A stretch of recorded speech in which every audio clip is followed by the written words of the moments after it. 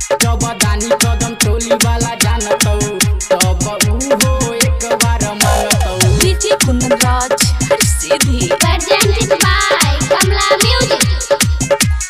जब दानी कदम टोली वाला जानतौ तब हो एक बार मांगतौ। हे गे छौरा दरभंगा के किस लेलकौ, छौरा मधुबनी वाला मिस लेलकौ। हे गे छौरा दरभंगा के किस लेलकौ, छौरा मधुबनी वाला मिस लेलकौ। हे गे सोचल काम नहीं बनतौ, गे जब दानी कदम टोली वाला जानतौ तब हो एक बार मांगतौ। गे जब दानी कदम टोली वाला जानतौ तब हो छौरी मांगतौ। डीजे कुंदन राज हर सीधी अभी आप सुन रहे हो कमला बिहारी को। जब दानी कदम टोली वाला जानतौ तब हो एक बार मांगतौ। हे गई खिरमा वाला छौरा संगे माजा छौरी मारै छे, बैदा वाला छौरा सबके छौरी तू त बाटै छे। हे गई खिरमा वाला छौरा संगे माजा छौरी मारै छे, बैदा वाला छौरा सबके छौरी तू त बाटै छे।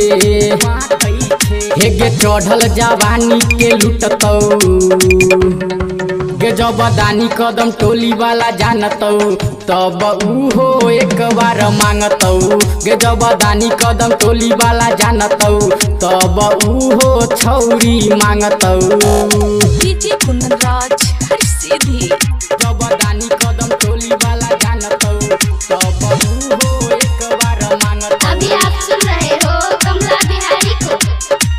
हे गई छौरा किया मचक बाला गे छौरी मोही लेलकौ बोली पे, छौरा हुलास वाला सुन गे छौरी चुम्मा ले तो तोरा ढोरी पे।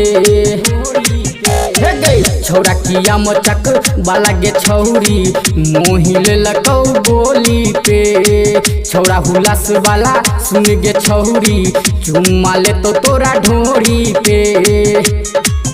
हे गे कमला बिकी नहीं मानतौ, गे जब दानी कदम टोली वाला जानतौ तब हो एक बार मांगतौ। गे जब दानी कदम टोली वाला जानतौ तब हो एक बार मांगतौ। चूस ले तो गे छौरी।